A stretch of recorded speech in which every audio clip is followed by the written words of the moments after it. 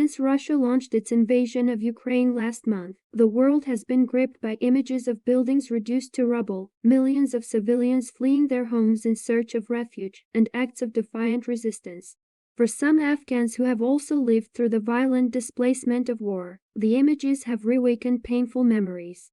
Everything with Ukraine is a flashback for us, Zara Noraz, who was 6 years old and living with her family in Kabul when the Soviets invaded in December 1979, told Al Jazeera in a phone interview.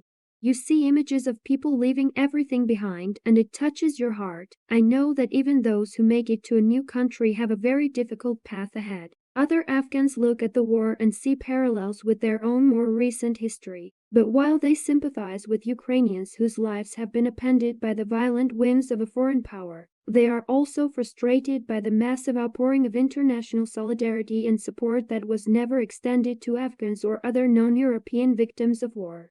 I'm happy that Ukrainians are receiving the support they are, Farhad Azami, a woman from Afghanistan who works with refugees at a counseling center in Austria, told Al Jazeera. But if it was really about humanity, they would treat all of those trying to escape violence equally. The Soviet invasion of Afghanistan began in December 1979 and ended a decade later, when Soviet troops withdrew after a prolonged insurgency by Afghan resistance groups, some of which received lavish funding and weapons from the United States as it sought to bog the Soviet Union down in a bloody quagmire.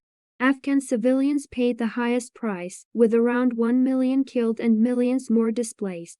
The devastation was extensive, Timothy Nunnan, a historian at the Free University of Berlin, told Al Jazeera. Around a fifth of Afghanistan's adult male population was killed, and large parts of the agricultural economy were destroyed. For those who lived through the conflict, the memories remain poignant even now, decades later. Noraz recalled sleeping with a pillow over her head to drown out the sound of bombs, and being cut with glass on a bus when a nearby explosion shattered the windows. Family friends were killed, while relatives who joined the resistance were imprisoned and tortured. The occupation defined my childhood, she said. One night, a large group of soldiers came to our home when my father was out of town to interrogate my mother. My sister and I had heard of Russian soldiers sexually assaulting women, and we were shivering. We were so afraid. I will never forget it. Noraz and her family left the country in 1990 and eventually resettled in the US, where she obtained a university degree and started a family of her own. Watching the news gives me bad memories, she said. You see people leaving with only what they can carry, and this is also how we left. Since Russia's war began in late February, 3 million Ukrainians have been forced to flee their country, according to the United Nations. In contrast to the experiences of refugees from countries in Africa, Asia and the Middle East who have been met with militarized borders, deportation and squalid camps, Europe has pledged to give safe haven to Ukrainian refugees. With the conflict about 3 weeks old, the commitment of Western nations to shelter the displaced has yet to be truly tested, and some countries are already being chastised for offering vocal support to Ukrainians while mirroring their immigration efforts in red tape.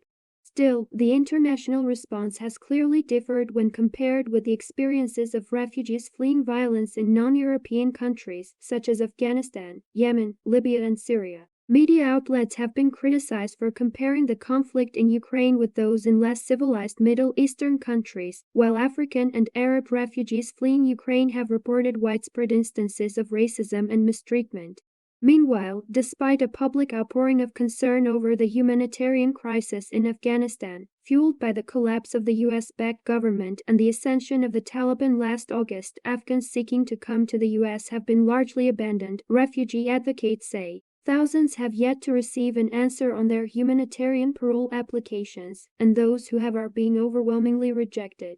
Such experiences have caused some Afghans to offer a word of warning amid the robust support for Ukraine. The sympathy of the international community can turn on a dime.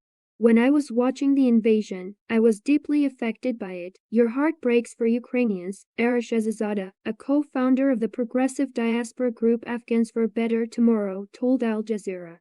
But I also see parallels to the Afghan experience. There's this outpouring of solidarity, and Western powers likewise made a lot of lofty promises to us, but over the last few decades, the experience has been one of abandonment. They washed their hands of us once it became convenient.